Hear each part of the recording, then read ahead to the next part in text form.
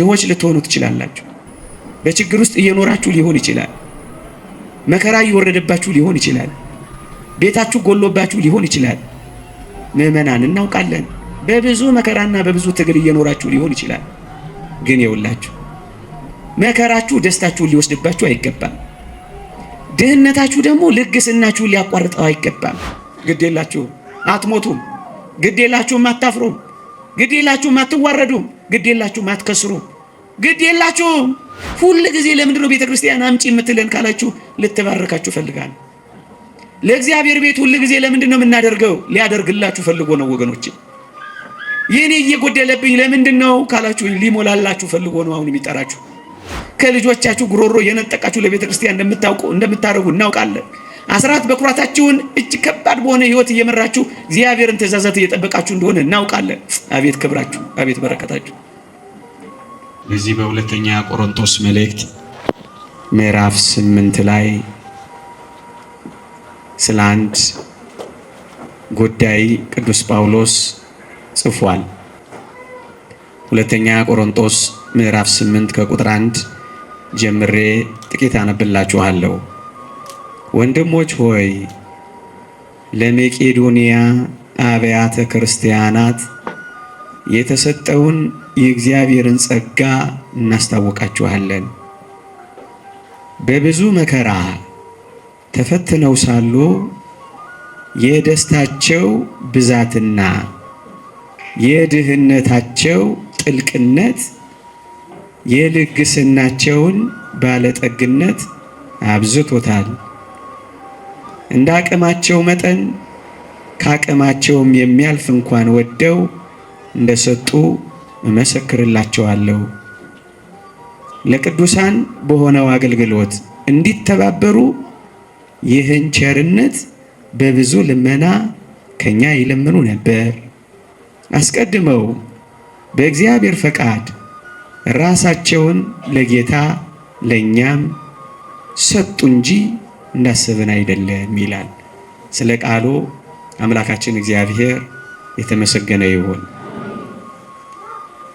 የመቄዶንያ ክርስቲያኖች ታሪክ ነው በጥቂቱ የተጻፈው። እነዚህ የመቄዶንያ ክርስቲያኖች በጣም ድሆች ነበሩ።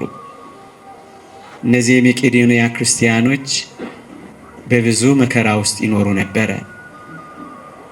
ግን ይገርማችኋል፣ ለቤተ ክርስቲያን ባለው አገልግሎት ገንዘብ ስለማዋጣት ምን ያደርጉ ነበር ይላል? ለቅዱሳን በሆነው አገልግሎት እንዲተባበሩ ይህን ቸርነት በብዙ ልመና ከኛ ይለምኑ ነበር ይላል። በጣም ነው የሚደንቀው። እዩ፣ መከራ ወርዶባቸዋል። እዩ፣ ድህነት አለባቸው። ግን በጣም የሚደንቃችሁ ለቤተ ክርስቲያን አገልግሎት፣ ለቅድስናው አገልግሎት፣ ለቅዱሳን አገልግሎት ግን መተባበር ፈልገው ይለመኑ ነበር አይደለም የሚለው። ምን ያደርጉ ነበር? ይለምኑ ነበር። አይደንቅም? በጣም ነው እኮ የሚደንቀው። እየተለመኑ አይደለም የሚያደርጉት፣ እየለመኑ ነበር የሚያደርጉት። ምንኛ ይደንቃሉ እነዚህ ክርስቲያኖች ወገኖቼ። ለእግዚአብሔር ለሆነው አገልግሎት፣ ለቅዱሳን ለሆነው አገልግሎት፣ ሰማያዊ ለሆነው በረከት፣ ለሚመጣው የዘላለም ሕይወት ለምነን እኮ ነው ማገልገል ያለብን። የምንቆርብበትን መቅደስ፣ የእግዚአብሔርን ልጅነት የምናገኝበትን መቅደስ፣ ለቅድስና የምንበቃበትን መቅደስ፣ ወደ ሰማይ የምንወጣበትን መቅደስ፣ ሰማያዊ ቤት ገንዘብ የምናደርግበትን አገልግሎት እንዴት ችላ ይባላል? ተለምነን እኮ አይደለም፣ ለምነን እኮ። እዩ፣ በጣም ይደንቅ ነው። ለቅዱሳን በሆነው አገልግሎት እንዲተባበሩ ይህን ቸርነት በብዙ ልመና ከኛ ይለምኑ ነበር። እባካችሁ ገንዘብ እንስጥ፣ እባካችሁ እናገልግል፣ እባካችሁ በጎደለው ውስጥ እንቁም፣ እባካችሁ በተሸነቆረው ውስጥ እንቁም፣ እባካችሁ የጎደለውን እንሙላ እያሉ ይለምኑ ነበር ይላል። ምእመናን እንዲህ ያለው አገልግሎት ለምነን እንጂ ተለምነን የማንፈጽመው መሆኑን አያሳይም? እባካችሁ ወንጌል ለሚሰፋበት፣ ሰማያዊ ምስጋና ለሚቀርብበት፣ እግዚአብሔር ለሚከብርበት፣ ምድርን ለሚቀድስበት፣ ልጆቻችን ለሚባረኩበት፣ ትውልድ ለሚድንበት፣ የቅዱሳን በረከት ለሚጎበኝበት ለዚህ አገልግሎት ደግሞ ለምነን ነው ልንሳተፍ የሚገባው። አንድ ሁለተኛው በጣም የሚደንቃችሁ የመቄዶንያ ክርስቲያኖች ምን ነበሩ መሰላችሁ? የመቄዶንያ ክርስቲያኖች ሁለተኛው በጣም የሚደንቀው ምን ነበሩ መሰላችሁ? በጣም ድሆችና በጣም መከራ የበዛባቸው ነበሩ። ግን በጣም ይደንቃቸዋል። እንዲህ ይላል፣ በጣም የሚደንቅ ቃል ነው። የድህነታቸው ጥልቅነት የልግስናቸውን ባለጠግነት አብዝቶታል ይላል። በጣም ድሆች ቢሆኑ በጣም ለጋሶች ናቸው። በጣም መከራ ቢበዛባቸው በጣም ደስተኞች ናቸው። ክርስትና ማለት ይሄ ነው። መከራ እየወረደባቸው ሰማያዊውን ደስታ እያሰቡ ደስ ይላሉ። አልቃሾች አይደሉም፣ ሳቂታዎች ናቸው። የዳመነ ፊት የላቸውም፣ ፈገግ ያሉ ናቸው። የመከራ ውርጅብኝ ይወርድባቸዋል፣ እነሱ ግን ደስተኞች ናቸው። ክርስቲያን ማለት እኮ ይሄ ነው። ቅዱስ ጳውሎስ አታስታውሱ? ወህኒ ቤት ተጥሎ ማረሚያ ቤት ገብቶ የጻፋቸውን የፊልጵስዩስ መልእክታትን ብታነቡ ደስ ይበላችሁ፣ ደስ ይበላችሁ፣ ደስ ይበላችሁ የሚሉ መልእክቶች ነበሩ። ምን ነው ሳህኑ አነሰ፣ ምን ነው ነገሌ ሳይጠይቁኝ ቁርጫው በላኝ፣ ተዋኑ አስቸገረኝ፣ እንትን አምጡልኝ አይደለም እኮ የሚለው። ደግሜ ላለው ደስ ይበላችሁ እያለ እሱ እኮ ታሳሪ ነው፣ ነፃ የወጡትን ያጽናና ነበር። ክርስትና ማለት ይሄ ነው። መከራውን እንደ ቁም ነገር ሳይቆጥሩ መለገስ። እናውቃለን፣ ድሆች ልትሆኑ ትችላላችሁ። በችግር ውስጥ እየኖራችሁ ሊሆን ይችላል። መከራ እየወረደባችሁ ሊሆን ይችላል። ቤታችሁ ጎሎባችሁ ሊሆን ይችላል። ምእመናን እናውቃለን፣ በብዙ መከራና በብዙ ትግል እየኖራችሁ ሊሆን ይችላል። ግን የውላችሁ መከራችሁ ደስታችሁን ሊወስድባችሁ አይገባም። ድህነታችሁ ደግሞ ልግስናችሁን ሊያቋርጠው አይገባም። ሁለተኛው ነጥብ ደግሞ ከመቄዶንያ ሰዎች የምንማረው ይህንን ነው። ንፉጎች አላደረጋቸውም፣ ለጋሶች ናቸው። እዩ፣ የድህነታቸው ጥልቅነት የልግስናቸውን ባለጠግነት አብዝቶታል ይላል። በመለገስ ባለጠጎች ሆነዋል። ወገኖቼ የአንዳንዶቻችሁ ትርፍ የቤተ ክርስቲያንን ጉድለት እንዲሞላ ነው የተጠራችሁት። የአንዳንዶቻችን ትርፍ የሌሎቻችንን ጉድለት እንዲሞላ ነው ክርስቲያን የሆነው። ወገኖቼ እዩዋቸው፣ እነዚህን ሰዎች የድህነት ጥልቀታቸው የልግስናቸውን ባለጠግነት አብዝቶታል። በእውነት ባለጠጎች ናቸው። ማን? የመቄዶንያ ክርስቲያኖች። ሁለተኛው ነጥብ ይሄ ነው። ሶስተኛው ነጥብ በጣም የሚደንቀው ሶስተኛው ነጥብ ምን ይላል መሰላችሁ? በጣም የሚደንቅ ነገር ይናገራል። ምን ይላል? እንደ አቅማቸው መጠን ከአቅማቸው የሚያልፍ እንኳን ወደው እንደሰጡ መሰክርላቸዋለሁ ይላል። እግዚአብሔር ያሳያችሁ፣ ልዑል ያመልክታችሁ። በመከራ እየኖሩ በድህነት እየተሰቃዩ በአቅማቸው ብቻ አይደለም ከአቅማቸውም በላይ እንኳን ያደርጉልን ነበር ይላል። ምንኛ ይደንቃል ይህ ቃል ወገኖች። ክርስቲያን ሲሆን እንደዚህ ነው የሚሆነው። ለእግዚአብሔር ቤት ለሆነው ጉዳይ፣ ለመንፈሳዊነት ለሆነው አገልግሎት ከአቅሙ በላይ እንኳን ቢሆን ያደርገዋል። እጅግ የሚደንቀው ሶስተኛው ነጥብ ይሄ ነው። ይሄ ነው ብለው የሚገድቡ ራሳቸው። እንግዲህ ዝቅ ብላችሁ ስታዩት መጀመሪያ ይላል ራሳቸውን ለእኛ ሰጡ ይላል። ራሱን የሰጠ ሰው ለእግዚአብሔር የማይሰጠው ነገር የለም ወገኖች። ግድ የላችሁም። ለእግዚአብሔር በሆነው ነገር እንዳትሰስቱ፣ ለእግዚአብሔር በሆነው ነገር እንዳታሳንሱ።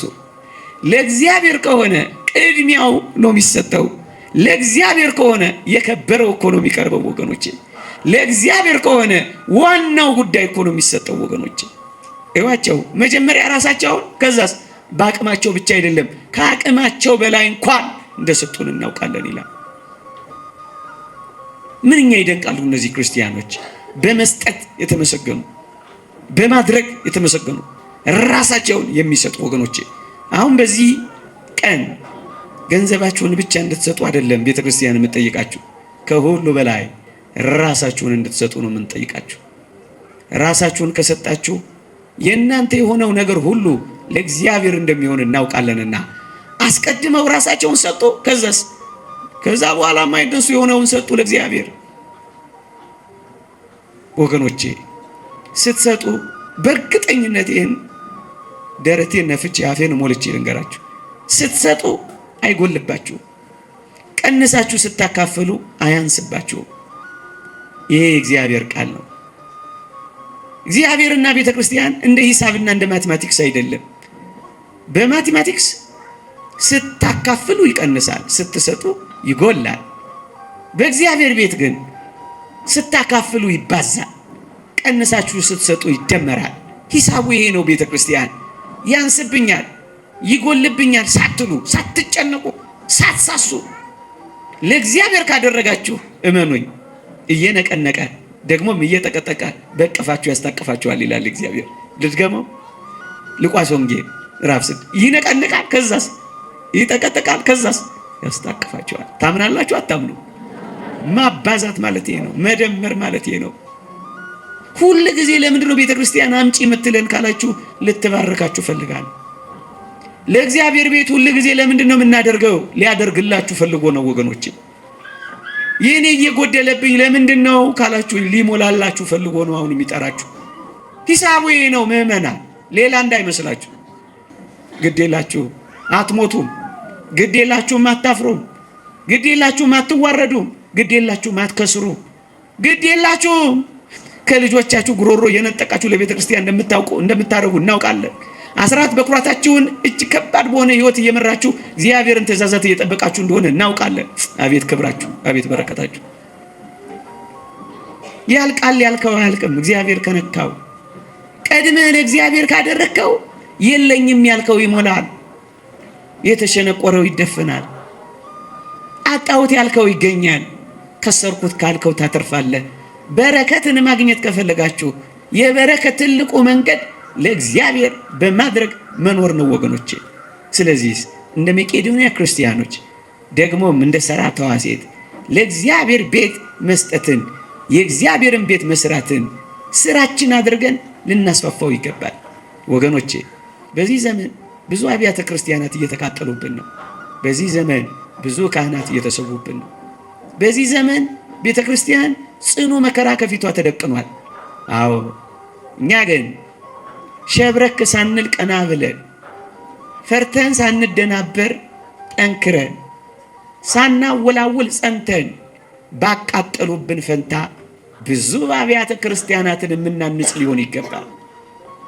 አዎ ምናልባት ሰይጣን እናጠፋቸዋለን እያለ ሊፎክር ይችላል። እኛ ግን በቆረጡን ቁጥር የምንበዛ ችግኞች ልንሆን ይገባል።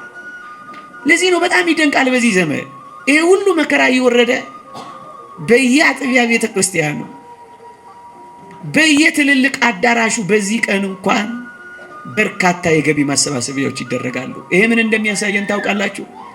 ግድ የለም ያበቡ ክርስቲያኖች፣ ፍሬ ያላቸው ክርስቲያኖች፣ ፍሬ ያላቸው አገልግሎቶች እንደገና አብያተ ክርስቲያናት እየታነጹ እንደገና አውደ ምሕረታችን እየሰፋ እንደገና ወንጌላችን አንዳንዶችን እያጠመደ እንደገና መቅደሶቻችን እየበዙ እንደገና ሰውን ሁሉ ወደ ኦርቶዶክሳዊነት እየሳበን እንደገና ልንሰራ እንደሚገባ ያሳያችሁ።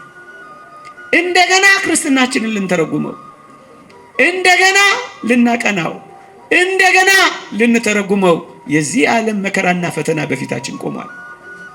በርትተን ከሰራን እናልፈዋለን። ተባብረን ካገለገል እናሸንፈዋለን። እንደ ዋዛ ካለፍነው ግን መቅደሳችን ተረት ይሆናል። ገንብተን ተሳላሚ እናጣለን።